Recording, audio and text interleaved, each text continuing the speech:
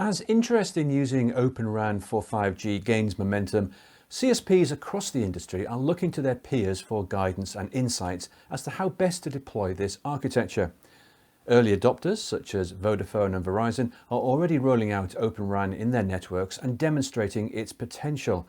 Now, I'm delighted to say that we can hear from these two CSPs now, as we are joined by Shankar Venkataraman, who is Technical Fellow RAN Planning at Verizon, and Andy Duncan, Open RAN RF and Digital Platform Development Manager at Vodafone.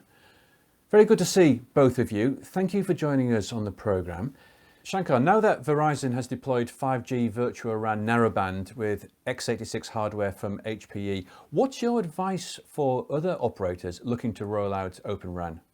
Yes, I think we had a lot of learnings in the process of getting to where we are. And some of those learnings, are around the fact that operators have to learn new way of deploying Open RAN and virtualized RAN networks. I think software efficiency becomes a very important metric to start with. It's not something that operators have had to do in the past, but it is critical to make things work, that the software has to be highly efficient and performant. The other piece that needs, I think, special attention is integration. There are many layers of the stack that are disaggregated and have to come together. So that's something every operator has to determine how much of it that they want to work on internally. But it's an area really requiring some special attention to make it all come together for deployment. And then I think training that needs to be scaled across many operational teams. So combined with investments in automation and orchestration, we think that some of the learning challenges can be minimized. And in the longer term, there could be a path to even better operational efficiency with automation and orchestration. So definitely that's an area that requires a lot of effort upfront so that it's available in time for deployment. Thank you, Shankar. And Andy, based on Vodafone's experience, what advice do you give to operators looking to launch Open RAN across diverse geographical markets?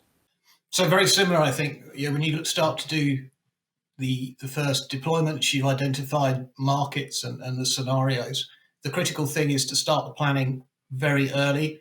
A lot of assumptions are made that you can move reasonably easy from large-scale pilots to full commercial deployments. But the key thing is understand what your high-level design looks like, identify your partners that you're going to work with, and then allow plenty of time for the low-level design, because it's potentially the first time that you will bring together the multiple vendors that are going to make up that platform. We're very used to, as an operator, having a single vendor deployment, so very vertical in its nature. And as we move into the Open RAN environment, we end up with a platform that has many more verticals made up with the different vendors in the areas of the digital platform, the radio platform, software platform, CAS platforms.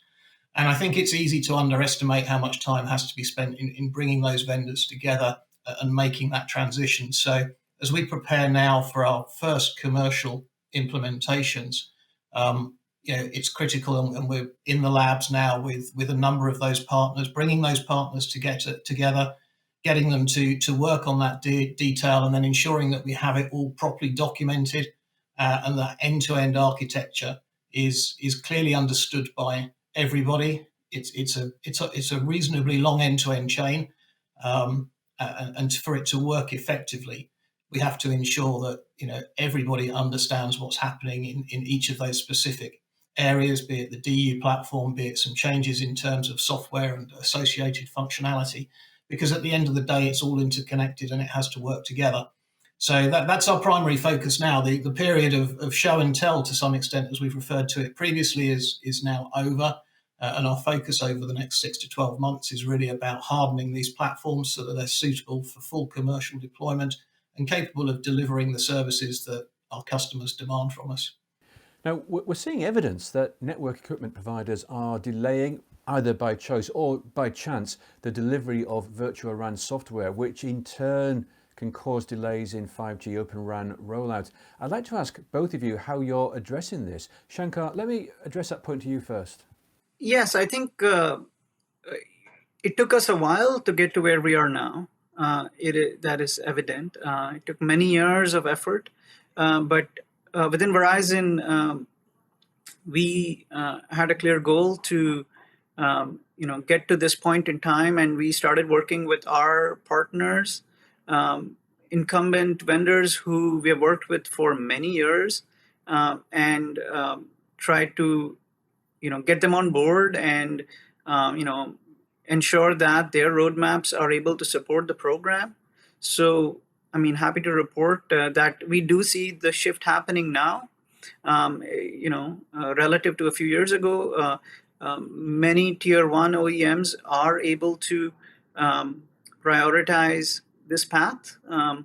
But also, I think there is the advent of new upcoming companies who specialize in, for example, virtualized RAN. So I think that will spur the ecosystem more, and a little bit of competition helps to ensure that really high quality and highly performing virtualized RAN software is available for deployment. That's good to hear. And Andy, how are you addressing this at Vodafone? So we're fortunate because we haven't launched our first commercial network just yet, but we're obviously driving through with a target for the end of this year to have achieved that. Whether it's delays, I think it depends on how you choose to look at it. We're putting some very exacting requirements onto all of our partners, be them the software or the hardware partners, because our objective and targets for Open RAN is to deliver an exceedingly high performance access network, one that matches the performance that we see in our networks today. Those networks have evolved over the last 20, 25 years. So we're asking a lot from some of these vendors. And the key challenge for them now, as I say, is really focused around this operational integration. So some of the delays are not driven by needing to improve the functionality or capability, although we're always pushing our vendors to deliver the very best in terms of functionality and performance. But it's always some of those smaller tweaks that you have to make in order to integrate the new platform in with a lot of your legacy tools and capabilities. And it's ensuring that we have that in place. That means that we can drive this then at scale. And that's the critical difference. As I say, when we move from large-scale pilots to the commercial implementation, we have to have the operational platforms in place. Otherwise, it makes it much harder to manage the network efficiently. And as I say, ensure that we deliver to our customers the level of service that they expect. So we're putting a lot of focus on that at the moment and ensuring that, the devil's in the detail, I think, with a lot of this. And that last 5% of detail perhaps takes 30 or 40% of the effort. So that's why, I think that we're not seeing the implementations yet, but everything is very much, the lights are green. We're making good progress, but it's all about ensuring we deliver, that first class service and the very best that the Open RAN platforms can deliver for us. So at the moment, we're comfortable with it. It's not on the critical path for us. And the time spent now getting the platforms right will be well rewarded later. And Andy, how can vendors such as HPE help you with these challenges? So I think the key to this is close collaboration. And it's been fantastic that just recently we've established a joint innovation center with HPE to address exactly those points. So we're coming together, working very closely on those high-level and low-level designs, Vodafone sharing clear visibility of our overall architectures, the deployment scenarios and scale, traffic information, to ensure that the digital platforms where we're using a number of cutting-edge, latest generation technologies from a number of other vendors, it is critical to get that fully integrated, tested and fit for purpose. And then the secondary point, which is equally important, is that we have to get all of that operational capability to manage and support the network once it's deployed in place. And that means we have to integrate some legacy tools, but also we need to develop a lot of new capabilities that today in-house we don't have. A lot of that is around zero-touch provisioning, artificial intelligence, and really enabling us to drive some of those operational costs down. And there's a lot of focus on that, and it's a priority that we achieve that prior to that first commercial deployment. So we're in a really good place at the moment, working together on all of those points. Thank you, Andy. And Shankar, same question to you. How can vendors such as HPE help here? Yes, I think over the years we've had really solid collaboration with HP where we have found innovative ways of meeting our deployment challenges. And I think right now we continue to focus on collaborating with HP to bring out innovation to achieve our goals of energy efficiency, goals of density, and also of being able to upgrade assets in the field with minimum downtime. These are all areas where I think we have done a lot of work, but I think it's an opportunity to do a lot more work so that this ecosystem stays competitive. Well, thank you, Shankar and Andy. Thank you both very much for joining us on the programme and sharing your views and experiences. And don't forget to take a look at all our interviews from TelecomTV's Strategic Outlook on Open RAN and 5G, supported by our partners HPE and Intel. You can watch them all on demand from the TelecomTV website.